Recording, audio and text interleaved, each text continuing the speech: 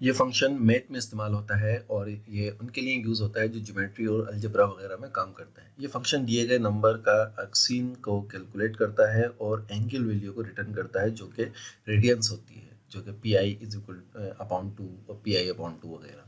इसके आर्गूमेंट में right angle के अपोजिट साइड और हाइपोटेन्यूज का रेशियो आता है जो कि -1 और +1 के दरमियान होता है। अब ये हाइपोटेन्यूज और अपोजिट क्या होता है उसके लिए आपको ये ट्राइंगल को समझना होगा जो कि ज्योमेट्री और अलजेब्रा का है।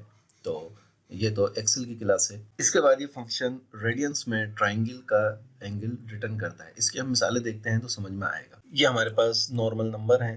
इन नंबर्स को यहाँ पर हमने एसिन रिजल्ट के अंदर रेडियंस के तौर पर रिजल्ट इसका लिया है, ठीक है। तो उसके लिए फार्मूला हमारा एसिन और फिर ये नंबर हमने इसको यहाँ पे दिया है और यही नंबर हमें एंगल के नंबर के ऊपर चाहिए तो उसके लिए हमने डिग्री का फार्मूला यूज़ किया है। डिग्री का फार्मूला उसके अंदर एसिन और फिर ये नंबर हमने उसको दिया है, तो ये डिग्री का फार्मूला है। ये फंक्शन उनके लिए यूज़ किए जाते हैं ज़्यादातर जो अलजबरा और ज्योमेट्री वगैरह पे काम कर रहे हो।